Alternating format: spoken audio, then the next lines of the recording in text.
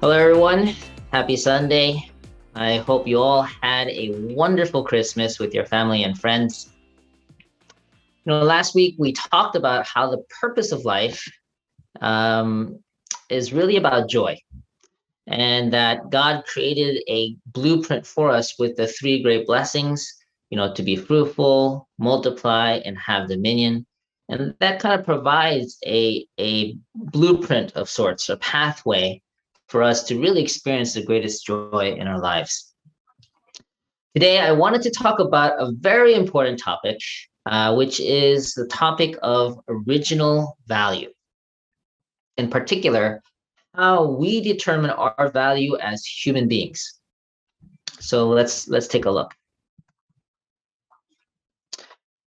Importance of knowing your value. So before we go into the topic of value, I wanted to share one story. I remember this was back when I was leading the youth ministry nationally. We attended a national youth ministers workshop in Texas. And it was great. We had youth pastors from all over the country gather. I think it was about almost 100 of us.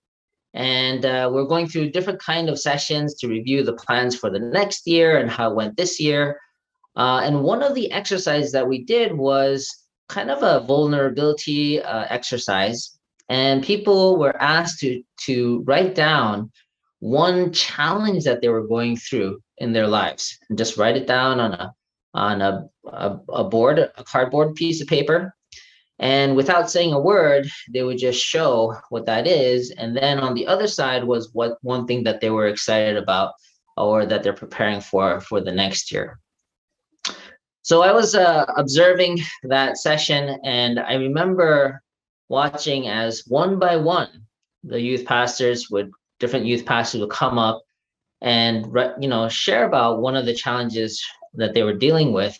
And it was really interesting because many of them wrote that they struggled with their sense of self-worth. At first, it was kind of shocking or surprising. These are the people who are motivating and inspiring and taking care of our middle school and high school youth. So I didn't think that that would be one thing that they were struggling with.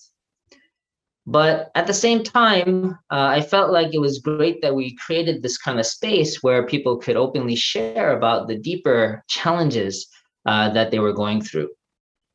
And it made me really think, what can be done to really help our youth leaders and people in general to deal with this challenge of a lack of self-worth. So as I was really reflecting on that point, one challenge with having a low sense of self-value is that you're more vulnerable to temptations or a sense of lack of love, and you might end up seeking love and attention in the wrong places.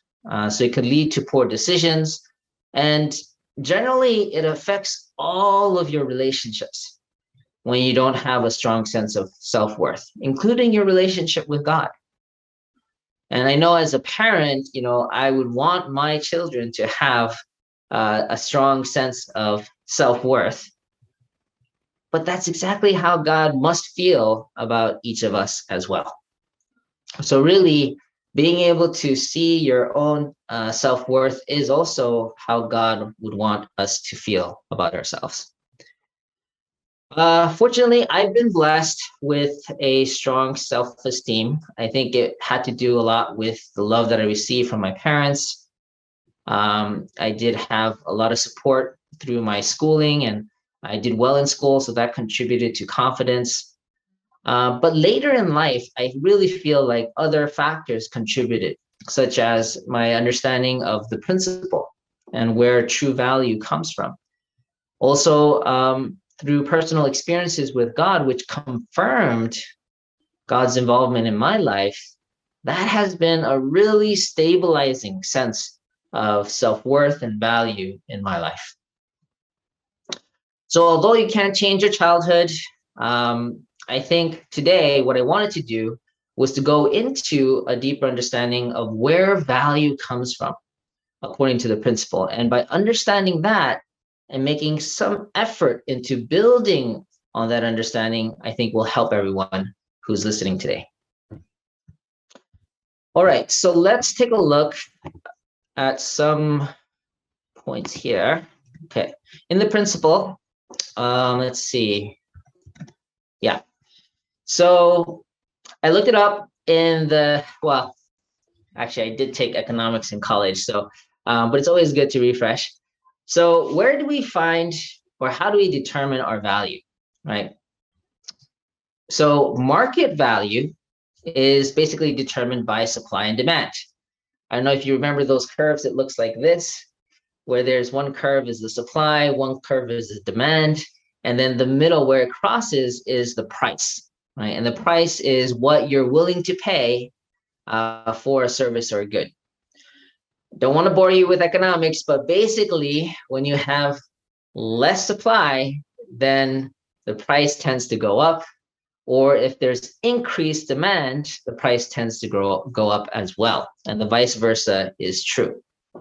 So that's one way of determining value, is market value, right? What the market says this entity, good or service is worth. Another definition that I found was economic value. And economic value is whatever price the customer is willing to pay for any good or service. So even if the market rate is a certain rate, economic value is whatever the customer is willing to pay for that good or service. So these are some fundamentals in terms of assessing value, but this alone is a little bit limited in assessing human value. Let's think about this. Does these principles of market value, economic value apply to humans? Well, to a certain extent, yes, right? If you look at the labor market, depending on the demand and supply of certain industries or certain special workers, based on your ability as an IT or different specializations in the labor force, that's going to determine what companies are willing to pay for your services, right? But the question is there more to your value than the salary that you can earn? Well, let's see what the principle says. So in one section of the principle, it's titled original value. And one of the main paragraphs explains or defines what original value is. So I'd like to read that together here. How is a being's original created value determined? The value of an entity may be determined by the relationship between its purpose of existence and the desire that a human being has for it. To be more precise, the value of an entity intended at its creation is not fixed as an inherent attribute. Rather, it is established through the mutual relationship between the purpose of the entity according to God's ideal of creation and people's original desire to treasure it and bring out its true worth. Okay, so according to the principle, there's two parts to this equation to determine the original value of any created entity. The first is it's a relationship between the purpose of its existence, and then number two is the desire that the human being has for it. Two factors: fulfilling its purpose and the desire that human beings has for it. So that's what determines the original value of an entity. So let's look at an example given in the principle. Consider a rose. How is its original beauty determined? It is determined when the purpose for which God created the flower and the divinely given human desire to appreciate and bring out its beauty are fulfilled together. So in this example, for the rose to fulfill its original value, number one, it has to first fulfill its purpose of creation. So why did God create the rose? Well, the rose, it's beautiful. It has all these nice petals to it. It smells nice. It really, brings joy, especially for, how it's originally designed. And if it grows with the proper nutrients, it will look like a really beautiful flower. But that alone, if the rose grows, but no humans ever see it or appreciate it, actually its original value is incomplete. Because in order to fulfill the original value, you need both fulfilling the purpose of creation and two, humans' appreciation for it. So because God designed this universe to be in relationships, everything is about relationships. It's the same thing when it comes to original value. It needs to fulfill its purpose of creation. That's the relationship between God and that entity, fulfilling its purpose. And then two is human beings, because the human beings are kind of the central entity in the created universe. Human beings' appreciation for what's created is what's necessary for that rose and any other created entity to fulfill its full value. Let's continue to read. And an entity attains its true value when it and a human being, its subject partner, enter a state of harmonious oneness and form the third object partner to God in the four-position foundation. So here's a beautiful picture of a owner and its pet.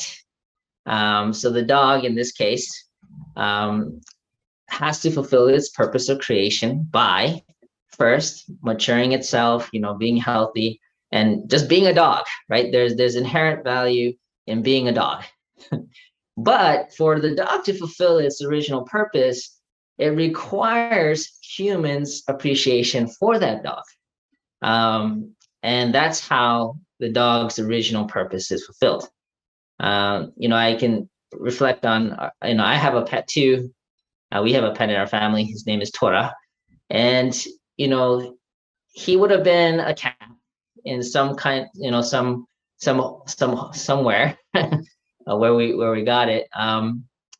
But it was only when the cat came into our home and became our pet Tora that Tora could really manifest his full value because of our appreciation for Tora. Again, if he wasn't in our life, then maybe he would have fulfilled that for some other family. But if he didn't get bought at all and stayed in the shelter or the place where all the pets were held, then those pets do not fulfill their full original purpose. So, as a human being, the original value of all things around us is actually dependent on our appreciation of it. This is really key. In Romans 8, chapter 8, verse 19, it says, "For the creation waits in eager expectation for the children of God to be revealed." And the principle explains that verse means that all of creation is waiting for human beings to mature in a way that they can fully appreciate all creation. That's when their purpose will be fulfilled, is when we as human beings mature to that point and interact and appreciate all things as was originally designed. So it's kind of up to us as humans to really fulfill the value of all creation. Okay, so we talked about roses, we talked about pets. How about humans? How do humans fulfill their original value? So if we apply the same principle definition of original value, it requires two things. First is the purpose of creation, right? Which we covered last week. You can go review that if you have a chance, but basically God directed human beings to fulfill the three great blessings, right? So for us to fulfill our original value, we would need to fulfill our purpose of creation, which is to pursue the three great blessings. And the second part says human desire for us.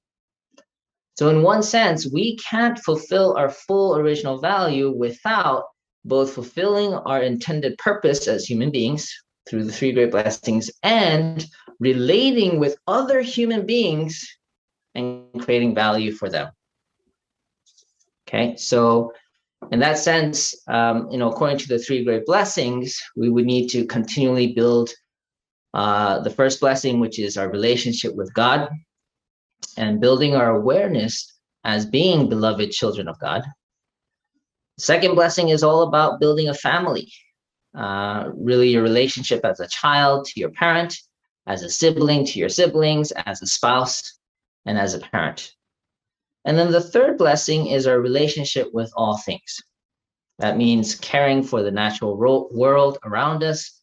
It also includes financial management. Money is a symbol of all things. And so for us to really reach our full potential, it includes our ability to manage our finances. And then finally, it's about developing our career or contribution to society and the world. One time, I know I've shared this story before, but it's relevant in this example as well. There was one time when I was really challenged with my own sense of self-worth. And you might guess it, but it was a time when I was actually fired from my job as the national youth pastor. It really shocked me to the core because, I that was kind of what I did my whole life till then. So it was a really strong sense of personal identity, was being this kind of youth leader.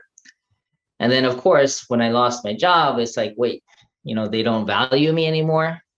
Also, my salary dropped too. So financially, it challenged my sense of self-worth.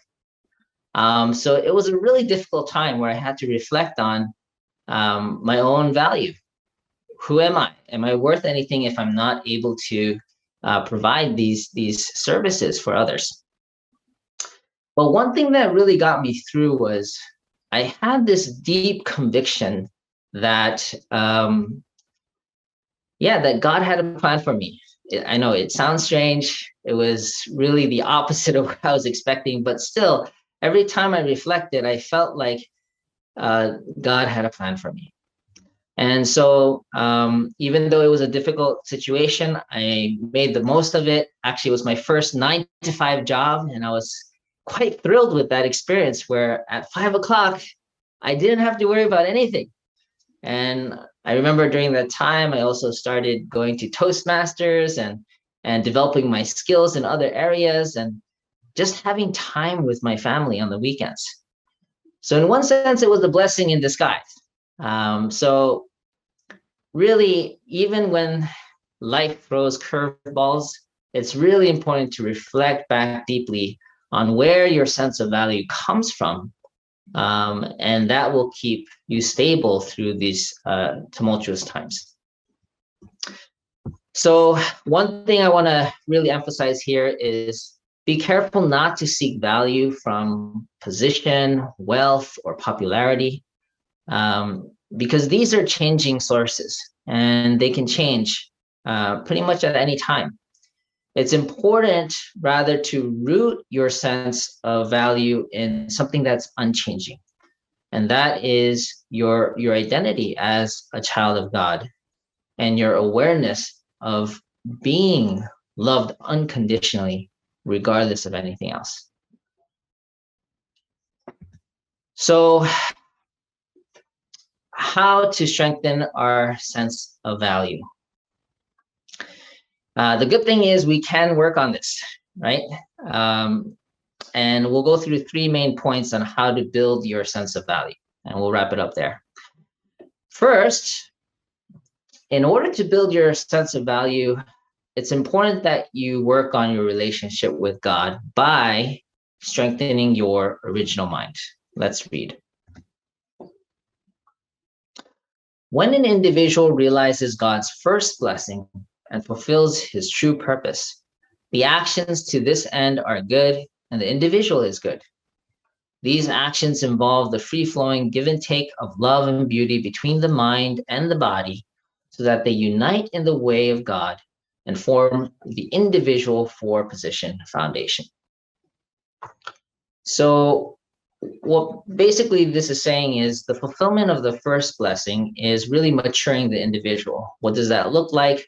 It's centered on God, your mind and body really uniting and creating a wholesome individual, right? Or you're kind of a divine self, is what I would call it. How do you actually work on strengthening your mind or your original mind? There is an actual specific way that you can do that. The first is actually to practice seeking truth, beauty, and goodness. Truth, beauty, and goodness. So these are three faculties of the mind. Actually, the three faculties of the mind are your emotion, your intellect, and your will. Okay. And the fundamental aspect of your original mind is to desire to serve others and seek joy through giving and receiving love. That's what all of our hearts or original minds desire. So when you have this heart of wanting to seek joy through giving and receiving love, and you apply your emotion, your intellect, and your will, it comes out in the form of seeking truth, beauty, and goodness. Okay? So the more you practice seeking truth, you can do that through studying scripture. You can do it through giving principal lectures, through doing morning devotion in the mornings. Those are different ways you can seek truth. Seeking beauty means spending time in nature, building harmonious relationship. And goodness is about doing service for others, helping out, doing dishes, cleaning your neighborhood, offering your talents to serve other people. These are all acts of goodness. The more you pursue truth, beauty, and goodness, the more your heart, your original mind, and your heart grows in the way that God designed us to be. And the more our original mind strengthens itself, the more we actually naturally feel God's presence, God's divinity in our life. So this is one very specific way that you can build your relationship or your sense of identity as a child of God by being more of an image of God. You know, God created humans in his or her image and likeness. So the more we practice goodness, the more we seek truth, the more we create harmonious relationships and beauty, that's what actually helps us resemble God more, and God's presence in our life becomes more tangible. Okay, so this is all about strengthening your original mind and reflecting God's nature in our own heart and mind. Okay, so that's the first step, is strengthening your original mind. The more you do that, the more closer you're going to feel with God, and your sense of value will be stable. Second is actually quite practical. It's about strengthening your skills and talents. You know, God gave you certain gifts. Maybe you're good in math or in art, or maybe you're really good in sports. Whatever it is, hone that skill, hone that gift, because that's part of you fulfilling your third blessing, which is your ability to have dominion over your environment. So by developing your skills and talents, you can actually really strengthen your own sense of value, because you're honing in your God-given talent. And then the third step is actively provide value to others, right? So why are you developing that sense, your skills and talents? It's so that you can offer it to the world. You can serve others through it. You can work, you can build your career. That's actually creating values for others. If you're all skilled, but you're not utilizing those skills, then there's no relationship with human beings, other human beings, and therefore your original value will not be fully felt. Okay, so in summary, 3 points. Number 1, our original value comes from the Creator's intended purpose and the desire human beings has for them. Okay, so this applies to human beings as well, but for all created entities, original value is based on the purpose of the Creator and humans' desire for that creation. Second, our value comes from God's love for us as his or her children and the value that we provide for others. So for human beings, it's the same thing, but our inherent value is based on our identity as children of God, beloved children of God. And then on top of that, it's through our relationship with others that we provide value to. That combination is really what fulfills our original value. And third, we can strengthen our sense of value by developing our relationship with God, by developing our skills, and by actively providing more value to others. So as we come to the end of 2021 and look towards the new year, 2022 is just 1 week away. Let's make a plan to strengthen our sense of value. Some of us suffer from a lack of self-worth, but know for sure that God, our Heavenly Parent, loves each of you dearly and desperately wants us to know and feel our own divine value. Just think about your own children, if you have children, right?